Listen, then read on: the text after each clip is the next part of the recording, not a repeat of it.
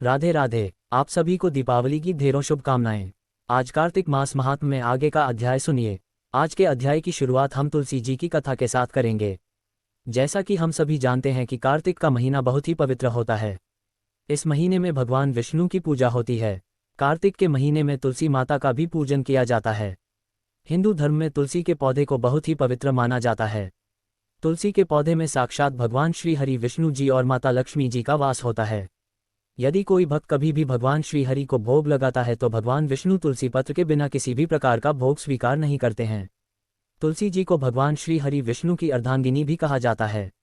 इसलिए जो भी मनुष्य तुलसी जी की पूजा करता है वह कभी भी गरीब नहीं रहता है। जो भी मनुष्य प्रत्येक दिन तुलसी माता को जल देता है उसकी कभी दुर्गति नहीं होती है। ऐसा मनुष्य घोर पाप करने के बाद भी नरक में नहीं जाता है। आज मैं आप सभी को एक कथा के माध्यम से बताती हूँ कि कार्तिक माह में तुलसी को जल देने से कौन सा फल मिलता है। अगर आप भगवान विष्णु के सच्चे भक्त हैं तो उनकी कृपा प्राप्त करने के लिए कमेंट में जय श्री हरि विष्णु अवश्य लिखें। चलिए कथा का श्रवण करते हैं। एक समय की बात है, माता लक्ष्मी जी भगवान विष्णु जी के पास आती हैं और विष्णु जी से कहती हैं कि हे स्वामी, आप तो तीनों लोकों के स्वामी हैं, आप ही सृष्टि के संचालक हैं, परंतु आप फिर भी इस तुलसी के पौधे की पूजा क्यों करते हैं, इसे नित्य जल क्यों चढ़ाते हैं। मैं इस पौधे को जल चढ़ाने का महत्व जानना चाहती हूँ। माता लक्ष्मी की बात सुनने के बाद भगवान विष्णु बोले, हे देवी लक्ष्मी, तुलसी साक्षात लक्ष्मी जी का ही रूप है और माता लक्ष्मी धन की देवी है। आपकी नित्य पूजा करने के करोड़ों फायदे हैं जो मनुष्य को पता नहीं होते हैं। और तुलसी के पौधे पर नित्य नियम से जल चढ़ाने मात्र से मनुष्य के करोड़ों पाप नष्ट हो जाते हैं। हे देवी लक्ष्मी, तुलसी का महत्व तो बहुत है परंतु इसका खास महत्व कार्तिक माह में होता है। हे देवी लक्ष्मी, चलो मैं तुम्हें तुलसी को जल देने का महत्व बताने से पहले एक अत्यंत प्राचीन कथा सुनाता हूँ। इस कथा के माध्यम से तुम्हें तुम्हारे सारे प्रश्नों के उत्तर मिल जाएंगे, इसीलिए तुम इस कथा को ध्यान से सुनना। इस कथा को सुनने मात्र से ही समस्त पापों का नाश हो जाता है। अब माता लक्ष्मी कहती है, हे प्रभु, मैं इस कथा को अवश्य सुनना चाहती हूँ, कृपया आप मुझे वह कथा सुनाए, मैं इसे पूरे ध्यान से सुनूंगी। तब भगवान विष्णु माता लक्ष्मी को तुलसी को जल देने के महात्म्य की कथा सुनाते हैं। विष्णु जी कहते हैं, हे देवी लक्ष्मी, तुलसी को जल देने के पीछे एक प्राचीन इतिहास छुपा हुआ है जो बहुत ही उत्तम और पुण्य फल प्रदान करने वाला है। हे देवी लक्ष्मी, पूर्वकाल की बात है, देवपुरी में गोपाल नाम का एक ब्राह्मण रहता था। वह जन्म से तो ब्राह्मण था किंतु वह कर्म से भ्रष्ट कपटी बुद्धि वाला व्यक्ति था। वह कंबल तथा चमड़ा आदि बेचकर धन कमाता था। साथ ही वह प्रत्येक व्यक्ति से बहुत झूठ बोलता था। उस ब्राह्मण का मन हमेशा बुरे काम करने में लगा रहता था। वह सभी के यहाँ चोरी करता था। उसको वेश्यागमन और जुए की बहुत बुरी आदत थी। उसने अपने जीवन में कभी पुण्य के काम नहीं किए थे। वह सिर्फ नाम का ब्राह्मण था। उसने कभी भी शास्त्रों का अध्ययन नहीं किया था, कभी पूजा पाठ भी नहीं किया। वह सदैव अपना मन दूसरों के धन को पाने के लिए लगाए रखता था। दूसरों की स्त्रियों को देखते ही उसकी लार टपकती थी। गोपाल दिन में जो भी धन कमाता था वह उस धन को रात्रि में वेश्याओं के साथ रात बिताकर उनके साथ गमन में खत्म कर देता था। इस प्रकार से वह अत्यंत पापी ब्राह्मण अपना जीवन केवल पाप के कार्यों को करने में व्यतीत करता था। वह इतना कपटी ब्राह्मण था कि उसने अपने मुख से कभी भगवान श्री हरि विष्णु का नाम भी नहीं लिया था और न कभी देवी देवताओं का पूजन किया था। अब भगवान विष्णु कहते हैं कि हे देवी लक्ष्मी, इस प्रकार से पाप करते हुए उस ब्राह्मण को अनेक वर्ष बीत जाते हैं। फिर एक दिन उस ब्राह्मण ने कंबल खरीद बिक्री करने के लिए अरुणाचल नगरी पहुंच जाता है। अब उस नगर के पास से नर्मदा नदी बहती थी। वह नदी बहुत ही पावन थी, इसलिए उस नदी में स्नान करने के लिए दूर दूर से बहुत से लोग आया करते थे। जब वह गोपाल ब्राह्मण वहां पहुंचा तो उसने देखा कि आज भी वहां पर कई सारे ब्राह्मण आए हुए हैं। वह ब्राह्मण उसी नदी के किनारे के एक आश्रम में ठहरता है। गोपाल वहां देखता है कि उस आश्रम में तो अनेक विद्वान ब्राह्मण हैं जो पुराणों का पठन तथा भगवान विष्णु की स्तुति करने में मग्न है। अब वह पाखंडी ब्राह्मण गोपाल भी ढोंग करता हुआ वहीं पर उनके साथ रुक जाता है और उन विद्वान ब्राह्मणों के साथ जब वह रुकता है तो उसे भी भगवान श्री हरि विष्णु का नाम सुनने का अवसर मिल जाता है, क्योंकि उस ब्राह्मण को बिक्री करनी थी तो वह वहीं पर कुछ दिन रुक जाता है। अब वह वहां पर जब रुकता है तो देखता है कि वहां पर आए हुए लोगों ने गायों का पूजन करके ब्राह्मणों को भोजन कराया। तो उस पापी ब्राह्मण ने भी उन सभी के साथ बैठकर भोजन किया और भगवान का प्रसाद भी ग्रहण किया। भगवान विष्णु कहते हैं, हे देवी लक्ष्मी, वहीं पर उस आश्रम में एक तुलसी का पौधा था। सबको देखकर वह पाखंडी ब्राह्मण भी जाने अजाने में ही उस तुलसी के पौधे में जल डालने जाने लगा था। वह श्रद्धा भाव से नहीं जाता था। उसके मन में कोई विचार नहीं था कि वह क्या कर रहा है। वह रोज सुबह उठकर एक पात्र में पानी लेकर तुलसी के पौधे में डालता था। उसे ऐसा करते करते लगभग 1 माह बीत चुका था। अब उस पाखंडी ब्राह्मण ने जो भी कार्य किए थे वह कार्तिक में किए गए थे। क्योंकि वह ब्राह्मण तो पाखंडी था तो उसे कुछ पता नहीं था कि कार्तिक का महीना चल रहा है। अब भगवान विष्णु कहते हैं, हे देवी लक्ष्मी, एक दिन की बात है जब वह ब्राह्मण आश्रम में सोया हुआ था, तब उस स्थान पर एक सर्प आ गया और जब वह ब्राह्मण सो रहा था तो उस सर्प ने उसे नींद में ही काट लिया और उस पापी ब्राह्मण की नींद में ही मृत्यु हो गई। सुबह जब अन्य ब्राह्मणों ने उसे बेहोश अवस्था में देखा तो उन्होंने उसके मुख में तुलसी पत्र और तुलसी का जल डाल दिया, परंतु उसको होश नहीं आया। फिर सभी ब्राह्मणों को पता चला कि उसकी मृत्यु हो गई है। उस पापी ब्राह्मण की मृत्यु के बाद उसकी आत्मा को लेने के लिए उस स्थान पर यम के 2 दूत प्रकट हुए और उसे पकड़कर यमलोक ले जाने लगे। जब वे यम के दूत रास्ते में ब्राह्मण को ले जा रहे थे तब वह पापी ब्राह्मण विलाप करने लगा और यमदूतों से कहने लगा, हे यमदूतों, मुझे आप कहाँ ले जा रहे हो? मेरी मृत्यु किस कारण से हुई है? मैंने कौन सा पाप किया है? तब यमदूतों ने कहा, अरे पापी दुष्ट ब्राह्मण, तूने जन्म से लेकर मृत्यु तक बहुत पाप किए हैं। तेरे पापों के कारण ही जब तू सो रहा था तभी एक काले सर्प ने तुझे काट लिया और तेरी मृत्यु हो गई। अब हम तुझे यमलोक लेकर जा रहे हैं। वहां पर यमराज तेरे पाप कर्मों का लेखा जोखा देखेंगे और निश्चित ही तुझे वे नरक में डालेंगे। उन यमदूतों की बात सुनकर वह ब्राह्मण जोर जोर से विलाप करने लगा और उन यमदूतों से क्षमा याचना करने लगा, किंतु यम के दूतों को उस पर जरा सी भी दया नहीं आई, क्योंकि वे मृत्यु के देवता की आज्ञा का पालन कर रहे थे और वे उसे पीटते हुए यमलोक लेकर गए। जब यम के दूत उस ब्राह्मण को लेकर यमराज के सामने पहुंच गए तो यमराज के पास बैठे हुए चित्रगुप्त ने उस ब्राह्मण के जन्म से लेकर मृत्यु तक के कर्मों का लेखा जोखा निकाला और यमराज से कहने लगे, हे महाराज, इस ब्राह्मण ने तो बचपन से लेकर मृत्यु तक पाप ही पाप किए हैं। इसने कोई पुण्य का काम कभी नहीं किया, ये तो महापापी है। तब यमराज बोले कि अरे, इसे तुरंत ही मेरी नज़रों से दूर कर दिया जाए और कुंभीपाक नरक में डाल दिया जाए। अब यमराज जी उस दूत से कहते हैं, हे दूत, जीवन भर पाप करने वाले इस दुष्ट ब्राह्मण को उठाकर ले जाओ और उसे कुंभीपाक नरक में डाल दो। यमराज के आदेशों का पालन करते हुए यमदूत उस पापी ब्राह्मण को लेकर चले गए और उसे बड़े बड़े मुद्गर से पीटने लगे, जिससे उस ब्राह्मण का मस्तक टूट गया और वे उसे कुंभीपाक नामक नरक में ले गए। उस भयंकर नरक में खौलते हुए तेल के बड़े बड़े घड़े थे, जिसके नीचे भयंकर अग्नि धधक रही थी। यमराज के आदेशों का पालन करते हुए उन यमराज के दूत ने उस ब्राह्मण को उस खौलते हुए तेल के घड़े में डाल दिया। अब भगवान विष्णु कहते हैं कि हे देवी लक्ष्मी, लेकिन जैसे ही वह ब्राह्मण उस खौलते हुए तेल के घड़े में गिरा, वह तेल तुरंत ही एकदम से ठंडा पड़ गया। इस विचित्र घटना को देखकर उस यम के दूत को बड़ा आश्चर्य हुआ। उसने सोचा कि अरे, ऐसा पहले कभी नहीं हुआ था, आज इस ब्राह्मण को इसमें डालने पर यह ठंडा कैसे हो गया? उसने कितने ही पापियों को उस तेल के घड़े में डाला था। वे सभी उस खौलते तेल में गिरकर छटपटाने लगते थे, लेकिन जैसे ही वह ब्राह्मण उस तेल में गिरा तब वह तेल अचानक से शांत और शीतल हो गया। इस आश्चर्यजनक घटना को देखते ही वह यमदूत तीव्र गति से दौड़ता हुआ सीधा यमराज जी के पास जा पहुंचा। तब उस दूत को इतना घबराया हुआ देखकर यमराज ने पूछा, हे दूत, क्या बात है? आखिर तुम इतनी तीव्र गति से दौड़ते हुए क्यों आ रहे हो? फिर वह दूत कहता है, हे यमराज, आपने जिस ब्राह्मण को कुंभीपाक नरक में डालने के लिए कहा था, हमने वैसा ही किया और जैसे ही हमने उसे कुंभीपाक नरक में डाला तब नरक की अग्नि बुझ गई और वह खौलता हुआ तेल भी बिल्कुल ठंडा पड़ गया। अब यमराज जी कहते हैं, हे दूत, ये तो बड़ी ही विचित्र घटना है, ऐसा तो पहले कभी नहीं हुआ। अब यमराज भी अपने मन में विचार कर रहे होते हैं। तभी उस स्थान पर देवर्षि नारद जी पधारते हैं। देवर्षि नारद जी को देखकर यमराज अत्यंत प्रसन्न होते हैं और उन्हें प्रणाम करके उनका स्वागत करते हैं। फिर यमराज नारद जी से कहते हैं, हे देवर्षि नारद, आप उचित समय पर आए हैं। हमने आज एक अत्यंत पापी ब्राह्मण को कुंभीपाक नरक में गिराया है, किंतु उसके गिरते ही नरक की अग्नि ठंडी पड़ गई है और खौलता हुआ तेल भी शीतल बन गया है। यमराज जी की बात सुनकर देवर्षि नारद जी कहने लगते हैं, हे धर्मराज, आपने जिस ब्राह्मण को नरक में डाला है वह नरक में डालने योग्य नहीं है, क्योंकि इस ब्राह्मण के द्वारा अनजाने में ही ऐसा कर्म हो गया है जो नरक का नाश करने वाला है। जो पुण्य कर्म करने वाले लोगों के साथ रहता है उसे उनके पुण्य का भागफल मिल ही जाता है, और यह ब्राह्मण तो 1 महीने तक भगवान श्री हरि विष्णु जी के भक्तों के साथ रह चुका है। इस ब्राह्मण ने एक आश्रम में रहते हुए नित्य तुलसी को जल अर्पण किया है, इसीलिए यह बहुत बड़ा पुण्यवान बन गया है। इसके समस्त पाप नष्ट हो गए हैं और यह ब्राह्मण अब स्वर्ग लोक जाने का अधिकारी बन गया है। इस ब्राह्मण ने अनजाने में ही इतना पुण्य कमाया है जो जन्म जन्मांतर में मनुष्य को प्राप्त नहीं होता है, इसीलिए आप इसे नरक में ना पकाओ। इस ब्राह्मण के पापों के लिए इसे केवल इतना दंड दो कि इसे नरक लोक का दर्शन करवाओ। अब भगवान विष्णु कहते हैं कि हे देवी लक्ष्मी, देवर्षि नारद की बात सुनकर यमराज अत्यंत प्रसन्न होते हैं और उस ब्राह्मण को कुंभीपाक नरक से निकाल कर लाते हैं और अपने दूतों से कहते हैं कि हे दूत, इस ब्राह्मण महात्मा को ले जाओ और संपूर्ण नरकों का दर्शन कराओ। यमराज की बात को सुनकर यम के दूत उस ब्राह्मण को ले जाते हैं और उसे संपूर्ण नरकों का दर्शन कराते हैं। इस प्रकार से यम के दूत उस ब्राह्मण को संपूर्ण नरकों का दर्शन कराते हैं और फिर से यमलोक में ले जाते हैं और फिर वह ब्राह्मण एक यक्ष बन जाता है। अब भगवान विष्णु कहते हैं कि हे देवी लक्ष्मी, जैसे मुझे वैकुंठ लोकप्रिय है वैसे ही जो मनुष्य नित्य तुलसी जी की पूजा करता है और तुलसी को जल देता है वह मुझे सबसे अधिक प्रिय है। उस मनुष्य की कभी दुर्गति नहीं होती है, वह कभी नरक में नहीं जाता है। जिन घरों में तुलसी का पौधा सदैव ही हरा भरा रहता है उस घर में सुख, शांति और समृद्धि बनी रहती है। हे देवी, साथ ही भगवान विष्णु की पूजा में और उन्हें चढ़ाए जाने वाले भोग में तुलसी के पत्र अवश्य होने चाहिए, क्योंकि तुलसी पत्र के बिना भगवान विष्णु किसी भी प्रकार का भोग स्वीकार नहीं करते हैं। इसीलिए प्रत्येक घर में तुलसी का पौधा अवश्य होना चाहिए। अगर आपके घर में तुलसी है तो सुख, शांति और समृद्धि के लिए कार्तिक मास में तुलसी को चुनरी अवश्य चढ़ानी चाहिए।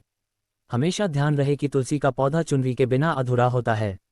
तुलसी केवल एक पौधा नहीं है, बल्कि वह देवी है। वह त्रिलोक के स्वामी भगवान विष्णु की पत्नी है। इसीलिए तुलसी को चुनरी अवश्य ही चढ़ाना चाहिए। इससे पति में प्रेम और विश्वास बढ़ता है। घर में रहने वाली महिलाएं सदा सुहागिन और सौभाग्यशाली रहती हैं। तुलसी का विवाह भी अवश्य करना चाहिए। इससे मनुष्य के सभी दुखों का अंत होता है और सांसारिक जीवन सुख में बीतता है। तुलसी के पौधे के पास अपने मुख से कभी भी कोई अपशब्द नहीं बोलना चाहिए। तुलसी के पास भूल से भी जूते, चप्पल अथवा झाड़ू पोछा नहीं रखना चाहिए, क्योंकि ऐसे किए जाने वाले कार्यों को शास्त्रों में पाप माना गया है। जहां पर तुलसी का पौधा होता है उस स्थान के आसपास आपको भूलकर भी थूकना नहीं चाहिए। तुलसी के पास जल से भरा हुआ पात्र भी नहीं रखना चाहिए। तुलसी के पौधे के पास दीपक जलाने के बाद दीपक को वहां से हटा देना चाहिए, क्योंकि तुलसी के नीचे बुझा हुआ दीपक रखना अशुभ माना जाता है। जिस स्थान पर भी तुलसी का पौधा होता है उस स्थान को हमेशा ही स्वच्छ रखना चाहिए। इसीलिए नियमित रूप से तुलसी के पौधे के पास साफ सफाई का ध्यान रखें। तुलसी के पौधे में शिवलिंग और गणेश जी की प्रतिमा नहीं रखनी चाहिए।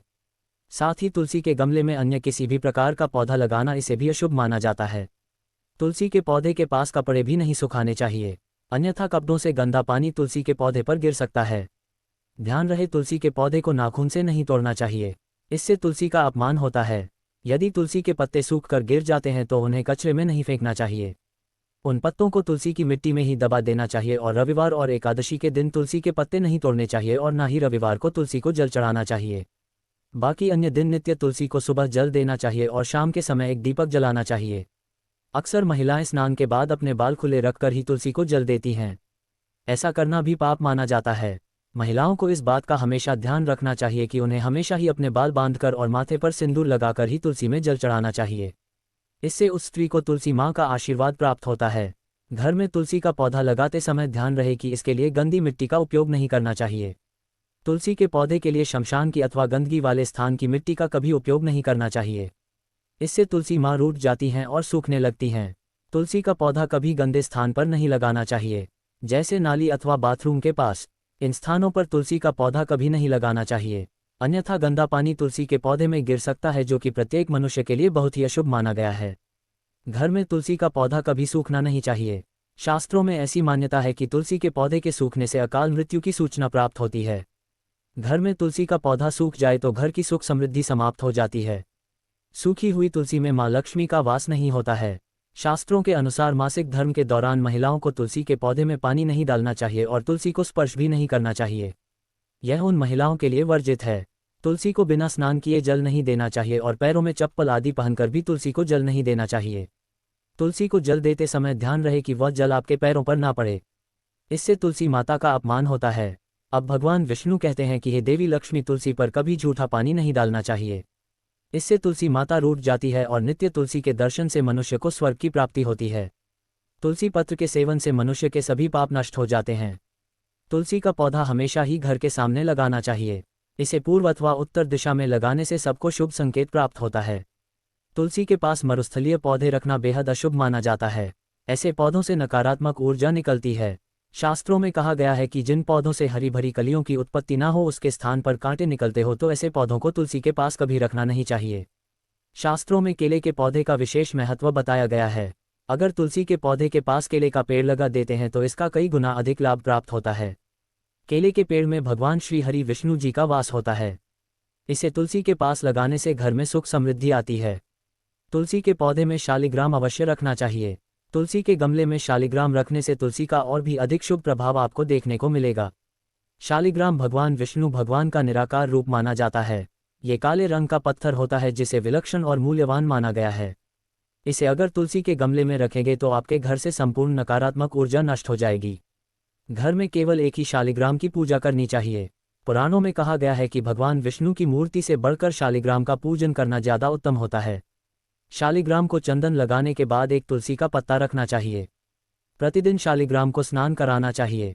ऐसा करने से सभी जन्मों के पाप नष्ट हो जाते हैं। शालिग्राम भगवान सकारात्मकता और सात्विकता का प्रतीक होते हैं। भगवान विष्णु कहते हैं कि हे देवी लक्ष्मी, जो भी मनुष्य मेरे द्वारा बताई गई इन बातों पर अमल करता है वह निश्चय ही बहुत ही जल्द सुखी और करोड़पति बन जाता है। तब माता लक्ष्मी कहती हैं कि हे नाथ, आपका मुझे इस कथा का श्रवण कराने के लिए धन्यवाद। इस प्रकार से भगवान विष्णु ने देवी लक्ष्मी को कार्तिक माह में तुलसी के पौधे को जल देने का महत्व बताया और घर में तुलसी का पौधा लगाने के नियम बताए हैं। एक बार प्रेम से बोलिए तुलसी माता की जय। एकादशी व्रत का महात्म्य। अब आइए श्रवण करते हैं आज का अध्याय।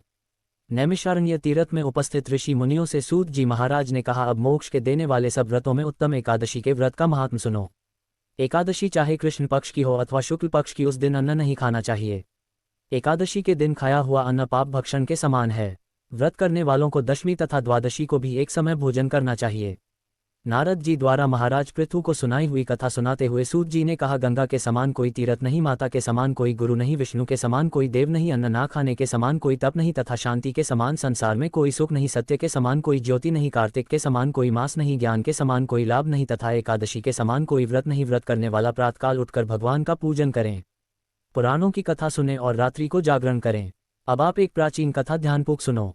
नर्मदा नदी के तट पर गालब ऋषि का शांत, शोभायुक्त और मनोरम आश्रम था। उनका पुत्र भद्रशील भगवान विष्णु का परम भक्त था। भद्रशील अपने साथियों के साथ भगवान की मूर्ति बनाकर पूजन करता, साथ ही उन्हें उपदेश दिया करता कि वे भी भगवान का पूजन करें तथा एकादशी का व्रत रखें। उपदेश सुनकर बालक भी ऐसा ही किया करते थे। अपने पुत्र के चरित्र को देखकर गालब ऋषि ने एक समय उससे पूछा, हे भद्रशील, तुम हर समय भगवान विष्णु की पूजा अर्चना में लगे रहते हो, यह उपदेश तुम्हें किसने दिया है? ये बात सुनकर भद्रशील बोला, हे पिताजी, मैं पूर्व जन्म का वृतांत सुनाता हूँ। पहले जन्म में मैं चंद्रवंश में धर्मकीर्ति नामक राजा था। दत्तात्रेय जी से मैंने शिक्षा दीक्षा ग्रहण की थी, साथ ही 1000 वर्ष तक राज्य भी किया था। अपने उस जन्म में मैंने धर्म तथा पुण्य के अनेक कार्य किए, परंतु बाद में बुरी संगति में फंसकर मैंने वेद मार्ग छोड़ दिया और पाखंड मार्ग पर चल पड़ा। मेरे दुराचारों को देखकर प्रजा भी पाप कर्म करने लगी। इस तरह धर्मशास्त्रों के कथान अनुसार प्रारंभ के पाप का छठा भाग भी मुझको मिलने लगा। एक दिन शिकार खेलने के लिए वन में गया। दिन भर भूखा प्यासा रहा, खाने पीने को कुछ नहीं मिला। जंगल में भटक जाने के कारण शाम को मैं घूमता फिरता नर्मदा नदी के किनारे जा पहुंचा। उस दिन एकादशी का व्रत होने के कारण वहां पर एकत्रित अनेक वैष्णव भगवान का भजन कीर्तन कर रहे थे। भूख प्यास से व्याकुल और हारा थका होने के कारण मैं रात भर वहीं पर पड़ा रहकर कीर्तन सुनता रहा। प्रातःकाल होते ही भूख प्यास से मेरे प्राण निकल गए। उसी समय यमराज के दूत आए और मुझ पापी को मारते पीटते हुए यमराज के पास ले गए। वहां पर यमराज ने चित्रगुप्त से मेरे पाप पुण्य का लेखा जोखा पूछा। चित्रगुप्त ने कहा, यद्यपि यह महान पापी है, परंतु इसने एकादशी का व्रत किया था और रात्रि भर भगवान का कीर्तन सुना था। एकादशी को भोजन न करने के कारण इसके प्राण निकले हैं, इस कारण इसके समस्त पाप नष्ट हो गए हैं। चित्रगुप्त की यह बातें सुनकर यमराज तत्काल अपने सिंहासन से उठकर खड़े हो गए और मुझे नमस्कार किया।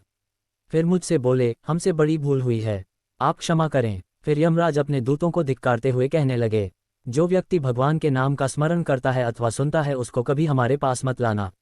जिसने अनजाने में भी एकादशी का व्रत किया हो उसके समस्त पाप नष्ट हो जाते हैं और उसे हमारे पास आने की आवश्यकता नहीं पड़ती। इसके बाद यमराज ने मेरा पूजन किया और फिर मुझे सुंदर विमान पर बैठाकर विष्णु लोक को भेज दिया। हजारों वर्ष इंद्रलोक तथा विष्णु लोक में रहने के बाद अब मैंने आपके यहाँ पर जन्म लिया है।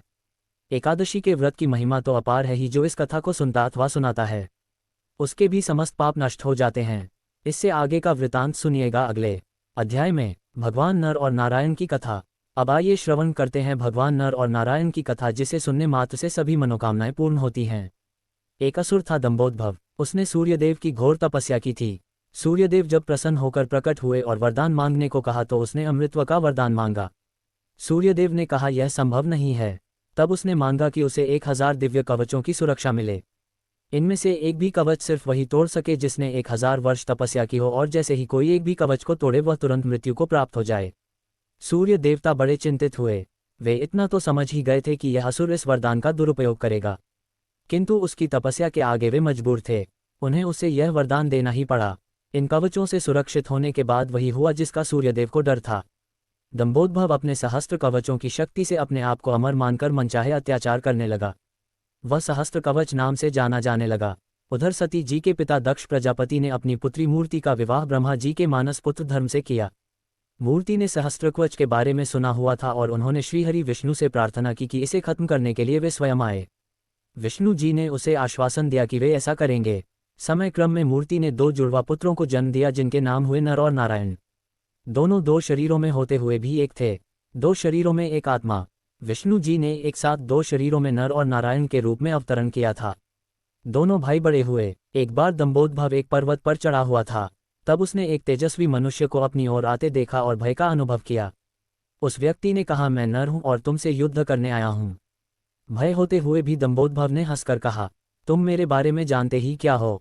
मेरा कवच सिर्फ वही तोड़ सकता है जिसने 1000 वर्षों तक तप किया हो। नर ने हंसकर कहा, मैं और मेरा भाई नारायण एक ही है। वह मेरे बदले तप कर रहे हैं और मैं उनके बदले युद्ध कर रहा हूं। युद्ध शुरू हुआ और सहस्त्र कवच को आश्चर्य होता रहा कि सच में नारायण के तप से नर की शक्ति बढ़ती ही चली जा रही थी। जैसे ही 1000 वर्ष का समय पूर्ण हुआ, नर ने सहस्त्र कवच का एक कवच तोड़ दिया।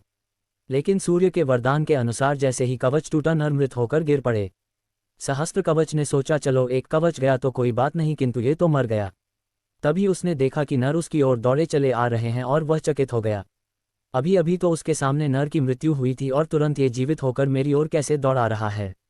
लेकिन फिर उसने देखा कि नर तो मृत पड़े हुए थे। ये तो हूबहू नर जैसे प्रतीत होते उनके भाई नारायण थे, जो दंभोदभव की तरफ नहीं बल्कि अपने भाई नर की तरफ दौड़ रहे थे। दंभोदभव ने अट्टहास करते हुए नारायण से कहा, तुम्हें अपने भाई को समझाना चाहिए था। इसने अपने प्राण व्यर्थ में ही गवा दिए। नारायण शांतिपूर्वक मुस्कुराए। उन्होंने नर के पास बैठकर कोई मंत्र पढ़ा और चमत्कारिक रूप से नर उठकर बैठ गए।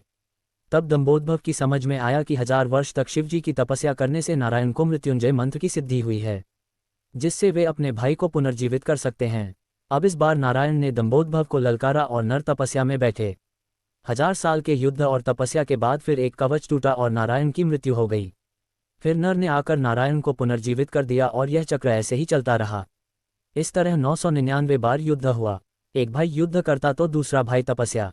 हर बार पहले की मृत्यु पर दूसरा उसे पुनर्जीवित कर देता।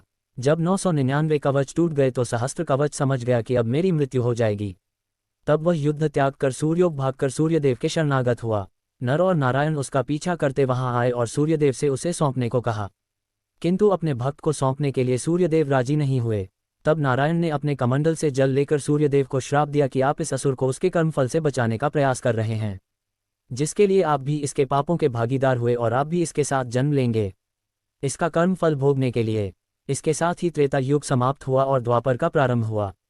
कुछ समय पश्चात कुंती जी ने अपने वरदान को परखते हुए सूर्यदेव का आवाहन किया और कर्ण का जन्म हुआ। लेकिन यह आमतौर पर ज्ञात नहीं है कि कर्ण सिर्फ सूर्यपुत्र ही नहीं है, बल्कि उनके भीतर सूर्य और दंभोदभव दोनों हैं।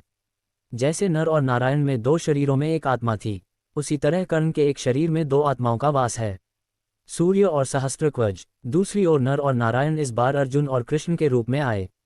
कर्ण के भीतर जो सूर्य का अंश है वही उसे तेजस्वी वीर बनाता है, जबकि उसके भीतर दंभोदभव के भी होने से उसके कर्मफल स्वरूप उसे अनेकानेक अन्याय और अपमान मिलते हैं और उसे द्रौपदी का अपमान और ऐसे ही अनेक अपकर्म करने को प्रेरित करता है। यदि अर्जुन कर्ण का कवच तोड़ते तो तुरंत ही उनकी मृत्यु हो जाती, इसीलिए इंद्र कर्ण से उसका कवच पहले ही मांग कर ले गए थे। एक अन्य कथा के अनुसार नर और नारायण ने केदारनाथ में शिवलिंग और बद्रिक आश्रम में भगवान श्री हरि विष्णु के विग्रह रूप की स्थापना की थी। केदारेश्वर ज्योतिर्लिंग की उत्पत्ति की कथा शिव पुराण में तब आती है जब नर और नारायण शिव जी की आराधना कर रहे होते हैं। भगवान शिव की प्रार्थना करते हुए दोनों कहते हैं कि शिव आप हमारी पूजा ग्रहण करें। नर और नारायण के पूजा आग्रह पर भगवान शिव स्वयं उस पार्थिव लिंग में आते हैं। इस तरह पार्थिव लिंग के पूजन में वक्त गुजरता जाता है।